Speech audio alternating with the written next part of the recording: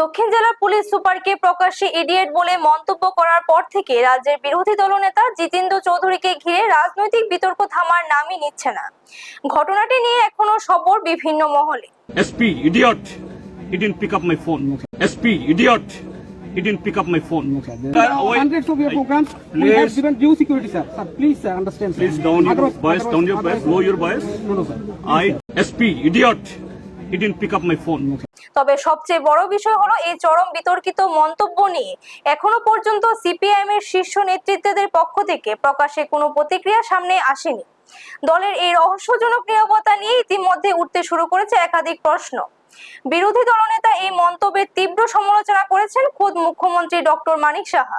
তিনি কড়া ভাষায় আক্রমণ শানিয়ে বলেন, ক্ষমতার বাড়ি থেকে এরা এই ধরনের অহংকারী ব্যবহার করছে। যখন ক্ষমতায় ছিল তখন রাজ্যের মানুষের সঙ্গে এরা কি ব্যবহার করেছে তা রাজ্যবাসী ভালো করেই জানে। মানে খুব ভাইরাল হয়েছে, এসপি কে ইডিয়েট বলেছেন বিরোধী দলনেতা, কি বলবেন? দেখুন, একটা মানুষের তার কথাবার্তা এবং তার যে বডি ল্যাঙ্গুয়েজ তাতে কিন্তু প্রমাণ করে আসলে কীরকম মুখোশ পরে থাকেন ওনারা। আসলে সরকারে না থেকেও ওনারা যেভাবে কথা বলেন, আর সরকারে যখন ছিলেন তখন কীভাবে ত্রিপুরাকে মানে কলুষিত করেছে সবাই জানে। খুন, সন্ত্রাস, ধর্ষণ, অগ্নিসংযোগ বাদ তো রাখেনি।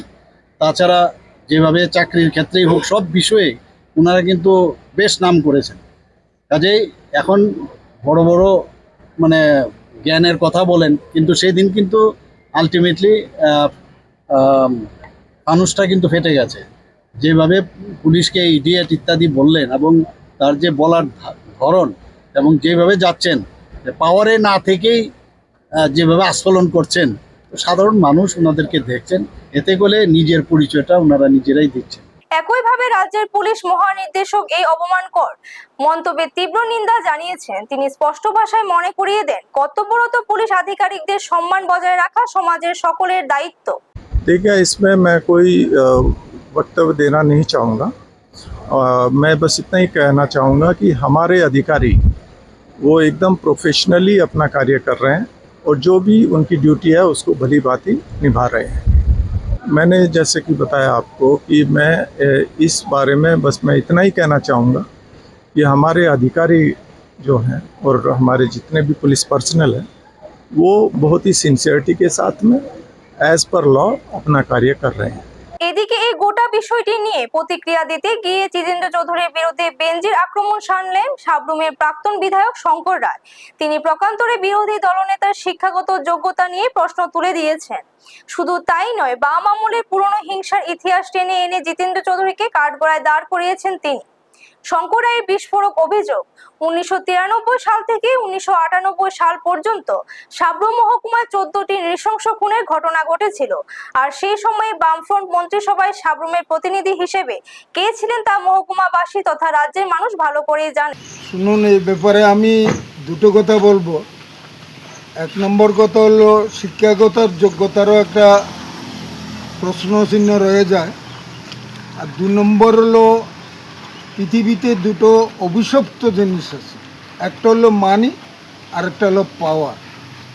এই পৃথিবীর এই দুটো জিনিস যে কেউ হজম করতে পারে না, ঠিক আছে? আমি এটাই শুধু বলবো।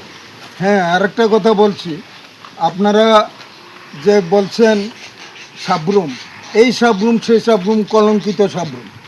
তার কারণ হলো 1993 থেকে 98 এই 5 বছরে সাবরুমে 14টা খুন হয়েছে, 14টা খুন। এবং যেই পরিবারে খুন হয়েছে তাদের উপর আঘাতের পর আঘাত, যাতে করে তারা থানায় কোনো মামলা দায়ের করতে পারে না, তাই মামলাও দায়ের করতে পারেনি। আর যেই পুলিশ অফিসারদের আজ এই সিপিএমের নেতারা গালমন্দ করছে, ওনারা ভেবেছেন আজকে বোধহয় সিপিএম বোধহয় ক্ষমতা রয়েছে।